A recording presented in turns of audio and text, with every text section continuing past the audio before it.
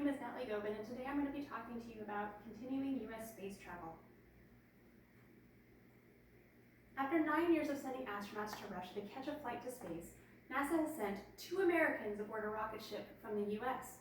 On May 31st of 2020, in an article for The Aviationist, Matt Haskell wrote, "When we ended the shuttle program in 2011, a major void was in our space capabilities. This launch brings that capability back. It is important that we, as a country, establish our right to be in space.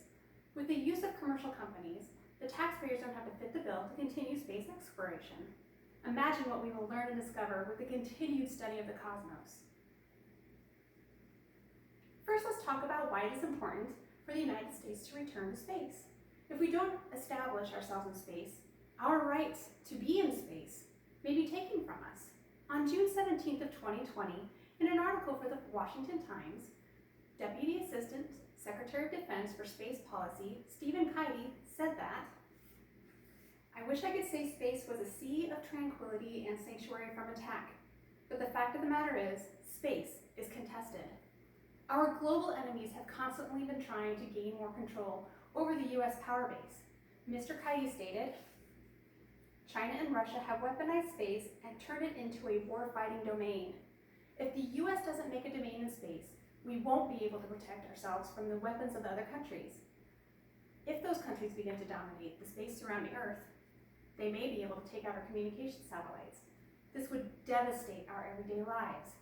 A new strategy document reported that the U.S. reliance on space has increased to the point where space capabilities not only enhance but enable our way of life and way of war.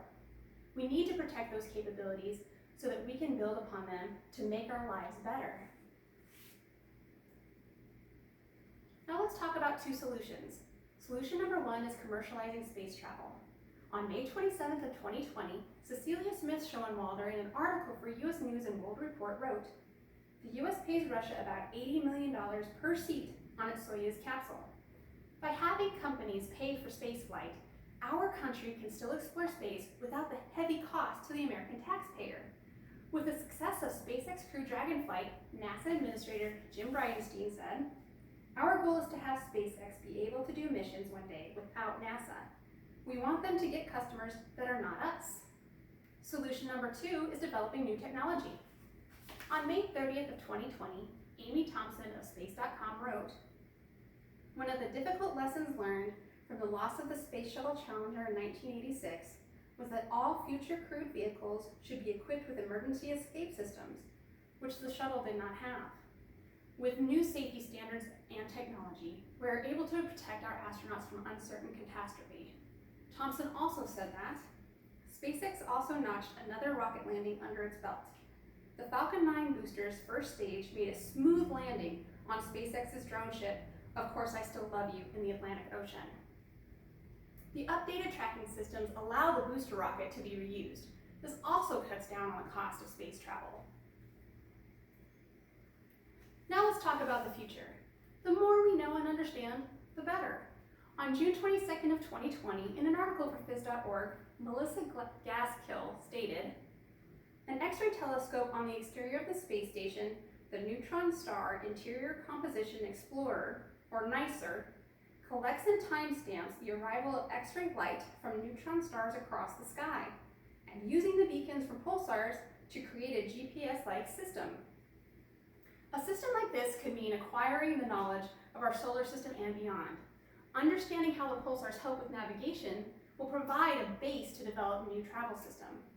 These systems will help put a colony on the moon and on Mars." Gaskill also stated that scientists and engineers are using the International Space Station to develop pulsar-based navigation,